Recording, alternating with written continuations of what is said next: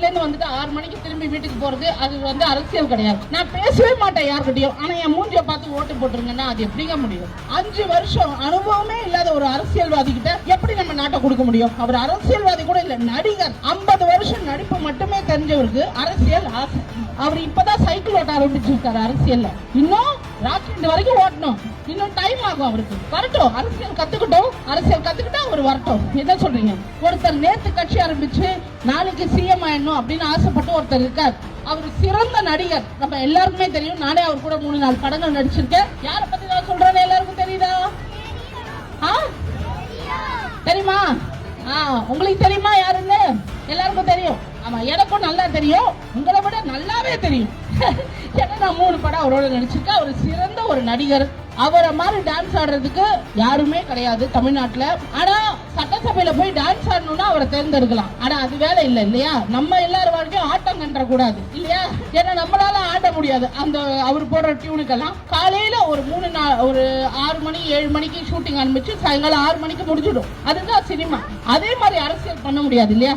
3 மணிக்கு வீட்டுல இருந்து வந்துட்டு 6 மணிக்கு திரும்பி வீட்டுக்கு போறது அது வந்து அரசியல் கிடையாது. நான் பேசவே மாட்டேன் யார்கிட்டயும். ஆனா என் மூஞ்சிய பார்த்து ஓட்டு போட்டுருங்கன்னா அது எப்படிங்க முடியும்?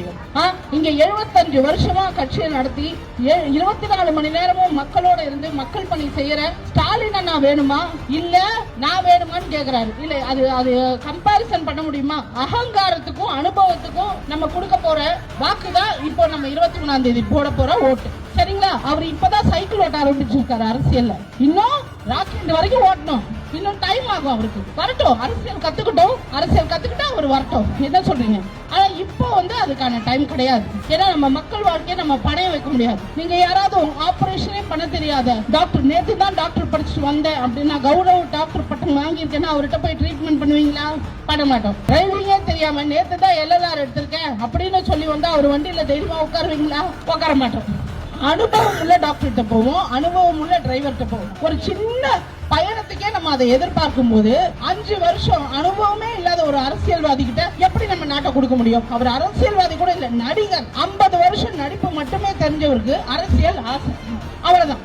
ஆனா இதே 75 வருஷம் அரசியல் மட்டுமே தெரிஞ்சவருக்கு நடிகர் மேல வந்து அவருக்கு ஒரு பாசம் இருக்கும். அதனாலதான் அவர் எது சொன்னாலும் இவர் எதுவுமே பேசுறது இல்லை. என்ன வேணா சொல்லி குழந்தை மாதிரி நீ எனக்கு அப்படின்னு சொல்லி விட்டார். ஆனா மக்களாக நாம என்ன பண்ணணும்?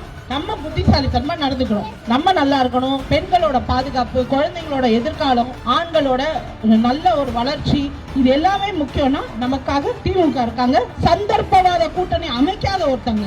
இப்போதைக்கு நம்ம எல்லாரும் ஒண்ணு கூடி எலெக்ஷன்ல ஜெயிச்சுட்டு அதுக்கப்புறம் நம்ம சண்டையை பாத்துக்கலாம்ன்றவங்க தான் NDA கூட்டணி.